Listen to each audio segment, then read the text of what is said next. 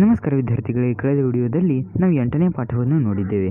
ಈಗ ನಾವು 9ನೇ ಪಾಠಕ್ಕೆ ಆರಂಭ ಮಾಡುವರಿದ್ದೇವೆ. 9ನೇ ಪಾಠದ ಹೆಸರು ಇದೆ ಆಪತ್ತು ವ್ಯವಸ್ಥಾಪನೆ.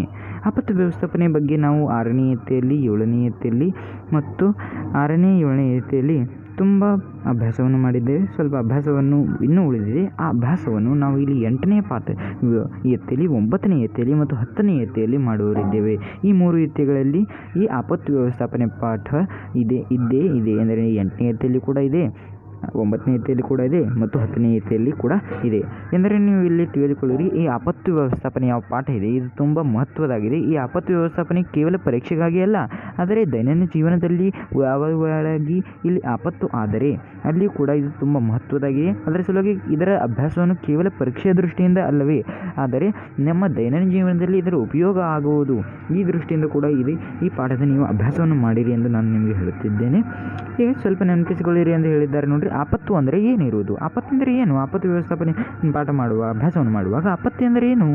ಆಪತ್ತು ಎಂದರೆ ಯಾವುದೇ ಒಂದು ಸಡನ್ ಎಂದರೆ ತಕ್ಷಣ ಆಗಿದ್ದ ಮತ್ತು ಅನ್ಎಕ್ಸೆಪ್ಟೆಡ್ ತಕ್ಷಣ ಮತ್ತು ಅನಿಶ್ಚಿತ ಕಾಲಾವಧಿಯಿಂದಾಗಿ ಆಗಿದ್ದ ಒಂದು ಘಟನೆ, ಯಾವುದರಿಂದಾಗಿ ಮಾನವನ ಜೀವನದ ಹಾಗೆಯೇ ಇಕಾನಮಿಕ್ಸ್ ಎಂದರೇನೆ ಆರ್ಥಿಕ ಹಾನಿಯಾಗುತ್ತದೆ.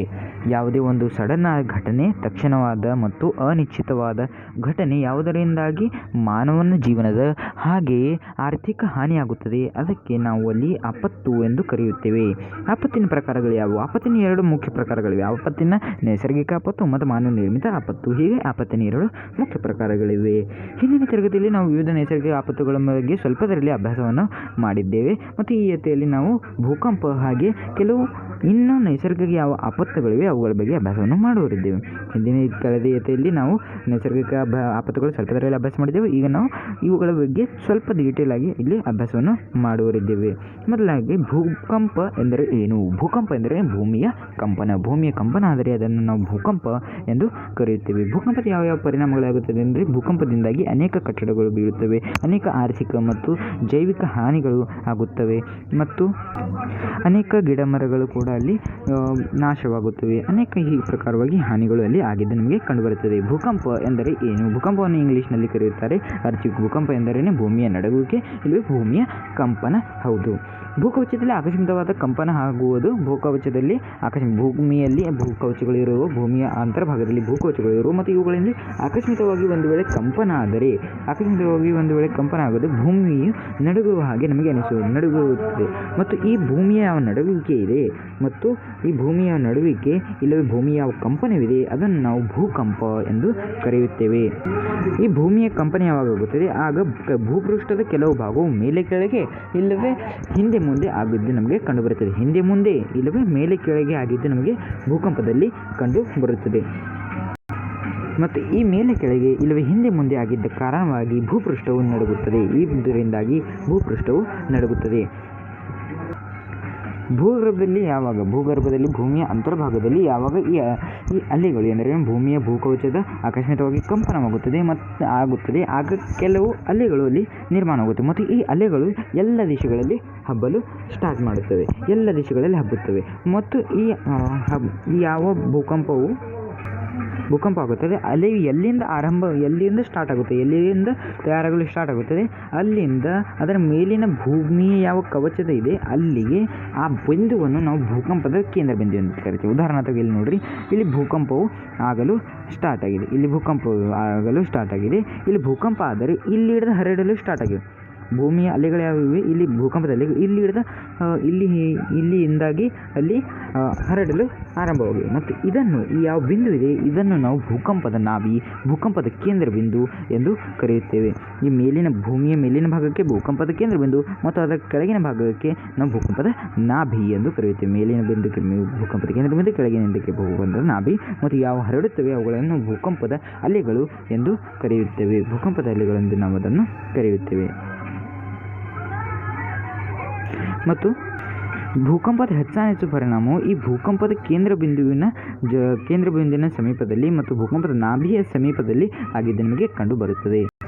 ಭೂಕಂಪದಲ್ಲಿ ಕೂಡ ಎರಡು ಪ್ರಕಾರಗಳಾಗಿರುವ ಸೌಮ್ಯ ಭೂಕಂಪ ಮತ್ತು ತೀವ್ರ ಭೂಕಂಪ. ಸೌಮ್ಯ ಅಂದರೆ ಸ್ವಲ್ಪ ಪ್ರಮಾಣದಲ್ಲಿ ಹಾನಿಯನ್ನು ಮಾಡುವ ಮತ್ತು ತೀವ್ರ ಎಂದರೆ ಅತಿ ಪ್ರಮಾಣದಲ್ಲಿ ಹಾನಿಯನ್ನು ಮಾಡುವ. ಯಾವಾಗಲೂ ತೀವ್ರ ಯಾವ ಇರುತ್ತೋ ಕಡಿಮೆ ಪ್ರಮಾಣದಲ್ಲಿ ಕಂಡುಬರುತ್ತವೆ ಮತ್ತು ಯಾವ ಸೌಮ್ಯ ಇರುತ್ತದೋ ಮೇಲಿಂದ ಮೇಲೆ ನಮಗೆ ಹೆಚ್ಚಿನದಾಗಿ ನಮಗೆ ಅಲ್ಲಿ ಕಂಡುಬರುತ್ತವೆ. ಮತ್ತು ಈ ಯಾವ ಸೌಮ್ಯ ಇದೆ ಅಥವಾ ತೀವ್ರ ಇದೆ ಇವುಗಳನ್ನು ಕಂಡುಹಿಡಿಯುವ ಸಲುವಾಗಿ ಕೂಡ ಅನೇಕ ಮಷಿನ್ಗಳಿವೆ. ಈ ಪ್ರಕಾರವಾಗಿ ನೋಡಿ, ಈ ಪ್ರಕಾರ ಇವುಗಳಿಂದಾಗಿ ಅವುಗಳ ಸೌಮ್ಯತೆ ಇಲ್ಲವೇ ತೀವ್ರತೆಯನ್ನು ಮೇಜರ್ ಮಾಡಲಾಗುತ್ತದೆ, ಅವುಗಳನ್ನು ಅಳೆಯಲಾಗುತ್ತದೆ. ಈ ಭೂಕಂಪಗಳು ಕೂಡ ಪೃಥ್ವಿಯ ಮೇಲಿನ ಪ್ರತಿಯೊಂದು ಬಿಂದುವಿನಲ್ಲಿ ಪ್ರತಿನಿತ್ಯ ಅಂದರೆ ದಿನಾಲೂ ಪೃಥ್ವಿ ಎಲ್ಲಾದರೂ ಒಂದು ಭಾಗದಲ್ಲಿ ಭೂಕಂಪ ಆಗುತ್ತದೆ. ಆದರೆ ನಮಗೆ ಅವುಗಳು ಕಂಡುಬರುವುದಿಲ್ಲ, ಏಕೆಂದರೆ ಭೂಕಂಪದಲ್ಲಿ ಮಾನವನ ಅಸ್ತಿತ್ವ ಇದೆಯೋ ಅಥವಾ ಇಲ್ಲವೋ ನಮಗೆ ಗೊತ್ತಿಲ್ಲ. ಅದರ ಸಲುವಾಗಿ ಅಲ್ಲಿ ಪೃಥ್ವಿಯ ದೈನಂದಿನ ಜೀವನದಲ್ಲಿ ದಿನಾಲೂ ಯಾವುದೇ ಒಂದು ಭಾಗದಲ್ಲಿ ಪೃಥ್ವಿ ಯಾವುದಾದರೂ ಒಂದು ಭಾಗದಲ್ಲಿ ಭೂಕಂಪ ಆಗೇ ಆಗುತ್ತದೆ. ಮತ್ತು ಪೃಥ್ವಿಯಲ್ಲಿ ಒಂದು ವರ್ಷಕ್ಕೆ ಸುಮಾರು 12,400ರಿಂದ 14,000 ಭೂಕಂಪಗಳಾಗುತ್ತವೆ. ಒಂದೇ ವರ್ಷದಲ್ಲಿ 12,400ರಿಂದ 14,000ದಷ್ಟು ಭೂಕಂಪಗಳು ಆಗಿದ್ದು ನಮಗೆ ಕಂಡುಬರುತ್ತದೆ.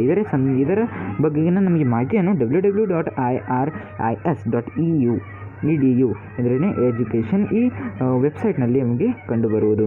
ಇದರ ಬಗ್ಗೆ ಹೆಚ್ಚಿನ ಮಾಹಿತಿಯ ಸಲುವಾಗಿ ನೀವು ಆ ವೆಬ್ಸೈಟ್ಗೆ ವಿಸಿಟ್ ಮಾಡಬಹುದು. ಪೃಥ್ವಿಯ ಮೇಲೆ ಸುಮಾರು ಒಂದು ವರ್ಷಕ್ಕೆ 12,400ರಿಂದ 14,000ದಷ್ಟು ಭೂಕಂಪಗಳು ಆಗಿದೆ ನಮಗೆ ಕಂಡುಬರುತ್ತವೆ. ಮತ್ತು ಇವುಗಳ ತೀವ್ರತೆಯನ್ನು ಯಾವಾಗ ಮೇಜರ್ ಮಾಡಲಾಗಿ ಅಳೆಯುವ ಸಲುವಾಗಿ ಸೆಸ್ಮೋಗ್ರಾಫ್ ಇಲ್ಲವೇ ಸೆಸ್ಮೋಮೀಟರ್ ಎಂತಹ ಯಂತ್ರಗಳನ್ನು ಉಪಯೋಗ ಮಾಡುತ್ತದೆ. ಇವುಗಳನ್ನು ಸೆಸ್ಮೋಗ್ರಾಫ್ ಇಲ್ಲವೇ ಸೆಸ್ಮೋಮೀಟರ್ ಎಂದು ಕೂಡ ಕರೆಯುತ್ತಾರೆ. ಮತ್ತು ಈ ಭೂಕಂಪವನ್ನು ಅಳೆಯುವ ಸಲುವಾಗಿ ಯಾವ ಮೂಲಮಾನ ಯಾವ ಯೂನಿಟ್ ಇದೆ ಅದನ್ನು ನಾವು ರಿಕ್ಟರ್ ಸ್ಕೇಲ್ ಎಂದು ಕರೆಯುತ್ತೇವೆ. ಭೂಮಿಯ ಭೂಕಂಪದ ಯಾವ ತೀವ್ರತೆಯನ್ನು ರಿಕ್ಟರ್ ಸ್ಕೇಲ್ದಲ್ಲಿ ಅಳೆಯುತ್ತಾರೆ. ಮತ್ತು ಯಂತ್ರ ಅದರ ಸಲುವಾಗಿ ಎಂದರೆ ಸೆಸ್ಮೋಗ್ರಾಫ್ ಇಲ್ಲವೇ ಸೆಸ್ಮೋಮೀಟರ್ ಇವುಗಳ ಇಲ್ಲಿ ಯಂತ್ರಗಳ ಹೆಸರುಗಳಾಗಿವೆ. ಈ ಪ್ರಕಾರವಾಗಿ ಇಲ್ಲಿ ಭೂಕಂಪ ಇದೆ. ಈಗ ಭೂಕಂಪದ ಕಾರಣಗಳು ಮತ್ತು ಭೂಕಂಪದ ಪರಿಣಾಮಗಳನ್ನು ನೋಡುವ. ಭೂಕಂಪದ ಕಾರಣಗಳು ಯಾವಿರುವು? ಭೂಕಂಪದ ಕಾರಣ ಏನಾಗಿರುವುದೆಂದರೆ ಮೊದಲನೇದಾಗಿ ಜ್ವಾಲಾಮುಖಿಯ ಉದ್ರೇಕ ಕೂಡ ಆಗಿರಬೇಕು. ಎಲ್ಲಿಯಾದರೂ ಒಂದು ಜ್ವಾಲಾಮುಖಿಯ ಉದ್ರೇಕವಾದರೆ ಅಲ್ಲಿಂದ ಭೂಕಂಪ ಆಗುವ ಶಕ್ತಿಗೆ ಇರುತ್ತದೆ. ಇಲ್ಲವೇ ದೊಡ್ಡ ಅಣೆಕಟ್ಟುಗಳಿರುತ್ತವೆ. ಆ ಅಣೆಕಟ್ಟುಗಳಿಂದ ಭೂಮಿಯ ಮೇಲೆ ಯಾವ ದೊಡ್ಡ ಪ್ರಮಾಣದಲ್ಲಿ ಒತ್ತಡ ಬೀಳುತ್ತದೆಯಲ್ಲ ಆ ಒತ್ತಡದಿಂದಾಗಿ ಇಲ್ಲಿ ಭೂಕಂಪವು ಆಗುವ ಶಕ್ಯತೆ ಇರುತ್ತದೆ. ಗಣಿಗಾರಿಕೆಯು ಕೂಡ ಎಲ್ಲಿ ದೊಡ್ಡ ಪ್ರಮಾಣದಲ್ಲಿ ಲೋಹ ಇಲ್ಲಿ ಬಂಗಾರ ಇಲ್ಲವೇ ಯಾವುದೇ ಒಂದು ಖನಿಜವು ದೊರೆಯುತ್ತದೆ ಅಲ್ಲಿ ಗಣಿಗಾರಿಕೆಯನ್ನು ಮಾಡಲಾಗುತ್ತದೆ. ಮತ್ತು ಅಂತಹ ಸ್ಥಳಗಳಲ್ಲಿ ಕೂಡ ಭೂಕಂಪ ಆಗುವ ಶಕ್ಯತೆ ಇರುತ್ತದೆ, ಏಕೆಂದರೆ ಗಣಿಗಾರಿಕೆ ಕಾರಣದಿಂದಾಗಿ.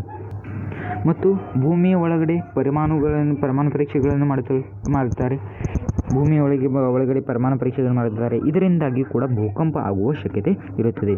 ಮತ್ತು ಭೂಮಿಯ ಅಂತರ್ಭಾಗದಲ್ಲಿ ನೀರು ಇರುತ್ತದೆ ಎಂಬುದು ನಮಗೆ ಗೊತ್ತೇ. ಭೂಮಿಯ ಅಂತರ್ಭಾಗದಲ್ಲಿ ನೀರು ಇದ್ದರೂ ಈ ನೀರಿನ ಆ ನೀರಿನ ಅಲ್ಲಿ ಉಗಿಯಲ್ಲಿ ರೂಪಾಂತರ ಆಗುತ್ತೆ. ಭೂಮಿಯ ಅಂತರ್ಭಾಗದಲ್ಲಿ ಉಷ್ಣತೆ ಇರುತ್ತದೆ ನಮಗೆ ಗೊತ್ತಿದೆ. ಈ ಉಷ್ಣತೆ ಮತ್ತು ಈ ನೀರು ಯಾವಾಗ ಹತ್ತಿರದಲ್ಲಿ ಬರುತ್ತವೆ ಆಗ ಅಲ್ಲಿ ಅದರ ನೀರಿನ ಉಗಿಯು ಅಲ್ಲಿ ನೀರಿನ ಉಗಿಯಲ್ಲಿ ರೂಪಾಂತರವಾಗುತ್ತದೆ. ಮತ್ತು ಈ ನೀರಿನ ಉಗಿಯು ಪೃಥ್ವಿಯ ಪೃಷ್ಠಭಾಗದ ಮೇಲೆ ಬರಲು ಆರಂಭಿಸಿರುತ್ತದೆ ಮತ್ತು ಇದರಿಂದಾಗಿ ಆರಂಭಿಸಲು ಪ್ರಯತ್ನಿಸುತ್ತದೆ ಮತ್ತು ಇದರಿಂದಾಗಿ ಇಲ್ಲಿ ಭೂಕಂಪವಾಗುವ ಶಕ್ಯತೆ ಇರುತ್ತದೆ. ಈ ಪ್ರಕಾರವಾಗಿ ಇಲ್ಲಿ ಭೂಕಂಪದ ಕಾರಣಗಳಿವೆ. ಯಾವ್ಯಾವ ಜ್ವಾಲಾಮುಖಿಯ ಉದ್ರೇಕ ಆಗಿರಲಿ, ದೊಡ್ಡ ಅಣೆಕಟ್ಟುಗಳಾಗಿರಲಿ, ಗಣಿಗಾರಿಕೆ ಆಗಿರಲಿ, ಪರಮಾಣು ಪರೀಕ್ಷೆಗಳಾಗಿರಲಿ, ಇಲ್ಲವೇ ನೀರಿನ ಉಗಿಯಾಗಿರಲಿ, ಹೀಗೆ 5 ಕಾರಣಗಳು ಇಲ್ಲಿ ಭೂಕಂಪದ ಆಗಿವೆ. ಈಗ ಅದರ ಪರಿಣಾಮಗಳನ್ನು ನೋಡುವ. ಯಾವ ಪ್ರಕಾರದ ಪರಿಣಾಮಗಳಾಗುತ್ತವೆ ಭೂಕಂಪದ? ಮನುಷ್ಯರೊಂದಿಗೆ ವನ್ಯಜೀವಿ ಮತ್ತು ಸಾಕು ಪ್ರಾಣಿಗಳ ಜೀವಿತ ಹಾನಿ. ಅಂದರೆ ಮನುಷ್ಯನ ಜೀವಿತ ಹಾನಿಯಾಗಬಹುದು, ಇಲ್ಲವೇ ವನ್ಯಜೀವಿಗಳಾಗಿರಬಹುದು, ಇಲ್ಲವೇ ಸಾಕು ಪ್ರಾಣಿಗಳಾಗಿರ್ಬೋದು, ಇಲ್ಲವೇ ವನಸ್ಪತಿಗಳು ಕೂಡ ಆಗಿರಬಹುದು. ಹೀಗೆ ಅನೇಕ ಜೀವಿತ ಹಾನಿಗಳು ಅಲ್ಲಿ ಕಂಡುಬರುತ್ತದೆ. ಮತ್ತು ಅದರ ಜೊತೆಗೆ ಆರ್ಥಿಕ ಹಾನಿಯೂ ಕೂಡ ಆಗುತ್ತದೆ. ಅನೇಕ ಆರ್ಥಿಕ ಹಾನಿ ಕಟ್ಟಡಗಳಾಗಿರಲಿ, ರಸ್ತೆಗಳಾಗಿರಲಿ, ಲೋಹ ಮಾರ್ಗ ಅಂದರೆ ರೈಲು ಯಾವುದರ ಮೇಲಿಂದ ಹೋಗುತ್ತದೆ ಅದಕ್ಕೆ ಲೋಹ ಮಾರ್ಗ ಎಂದು ಕರೆಯುತ್ತಾರೆ. ವಿದ್ಯುತ್ ಕಂಬಗಳಾಗಿರಲಿ, ಪೈಪ್ ಲೈನ್ಸ್ಗಳಾಗಿರಲಿ, ಹೀಗೆ ಅನೇಕ ದೊಡ್ಡ ಪ್ರಮಾಣದಲ್ಲಿ ಅಲ್ಲಿ ಆರ್ಥಿಕ ಹಾನಿಗಳಿದ್ದು ನಮಗೆ ಕಂಡುಬರುತ್ತದೆ. ಜೈವ ವೈವಿಧ್ಯತೆಯು ಕೂಡ ಅಲ್ಲಿ ಹಾನಿಯಾಗುತ್ತದೆ. ಎಂದರೆ ಪರಿಸಂಸ್ಥೆಯ ಬಗ್ಗೆ ಅಭ್ಯಾಸವನ್ನು ನಾವು 18ನೇ ಪಾಠದಲ್ಲಿ ಮಾಡಲಿದ್ದೇವೆ. ಪರಿಸಂಸ್ಥೆಯಲ್ಲಿ ಅನೇಕ ಪ್ರಕಾರದ ಜೀವಜಂತುಗಳು ಇರುತ್ತವೆ. ಈ ಜೀವಜಂತುಗಳ ಹಾನಿಯಾದರೆ ಅಲ್ಲಿ ಜೈವಿಕ ವೈವಿಧ್ಯತೆಯು ಕೂಡ ಅಲ್ಲಿ ಅಪಾಯ ಆಗುತ್ತದೆ, ಅವುಗಳ ಕೂಡ ಹಾನಿ ಆಗುತ್ತದೆ. ಈ ಭೂಕಂಪದಿಂದಾಗಿ ನದಿಯ ಇಲ್ಲ ಹಳ್ಳಗಳ ಪ್ರವಾಹ ಕೂಡ ಬದಲಾಗುತ್ತದೆ. ನದಿಯು ಸ್ಟ್ರೇಟ್ ಹೊಂಟಿದೆ, ಆದರೆ ಭೂಕಂಪದಿಂದಾಗಿ ಅಲ್ಲಿ ಅದರ ಪ್ರವಾಹ ಬದಲಾಗಿ ಸ್ಟ್ರೇಟ್ ಬದಲಾಗಿ ಅದು ಸ್ವಲ್ಪ ಅಡ್ಡವಾಗಿ ಇಲ್ಲವೇ ಅಡವಾಗಿ ಅಲ್ಲಿ ಹೋಗಲು ಆರಂಭಿಸುತ್ತದೆ. ಪಟ್ಟಣಗಳಲ್ಲಿ ಬೆಂಕಿ ಹತ್ತಿಕೊಳ್ಳುವ ಅಪಾಯವಾಗುತ್ತದೆ. ಪಟ್ಟಣದಲ್ಲಿ ಭೂಕಂಪವಾದರೆ ಅನೇಕ ಇಲೆಕ್ಟ್ರಿಕ್ ಅಪ್ಲಯನ್ಸ್ಗಳು ಎಂದರೇನೆ ವಿದ್ಯುತ್ ಯಾವುದೇ ಉಪಕರಣಗಳಿವೆ ಒಂದರೊಂದು ಹತ್ತಿಕೊಳ್ಳುವುದರಿಂದಾಗಿ ಅಲ್ಲಿ ಬೆಂಕಿ ಹತ್ತಿಕೊಳ್ಳುವ ಅಪಾಯ ಇರುತ್ತದೆ.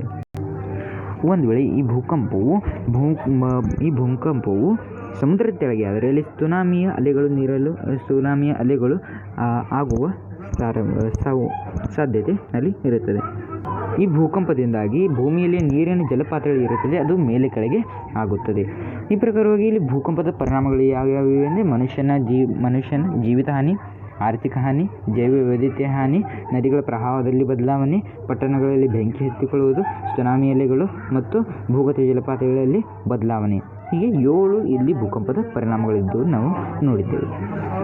ಮುಂದಿನ ವಿಡಿಯೋದಲ್ಲಿ ನಾವು ಭೂಕಂಪದ ಕುರಿತಾಗಿ ದಕ್ಷತೆಯನ್ನು ಹೇಗೆ ತೆಗೆದುಕೊಳ್ಳಬಹುದು, ಭೂಕಂಪವು ಬಂದಾಗ ನಾವು ಯಾವ ಕಾರ್ಯಗಳನ್ನು ಮಾಡಬಹುದು, ಅದರಿಂದಾಗಿ ನಮ್ಮ ಸಂರಕ್ಷಣೆ ಆಗುವುದು ಎಂಬುದನ್ನು ನಾವು ಮುಂದಿನ ವಿಡಿಯೋದಲ್ಲಿ ನೋಡುವ. ಅಲ್ಲಿವರೆಗೆ ನೀವು ಅಭ್ಯಾಸವನ್ನು ಮಾಡಿರಿ.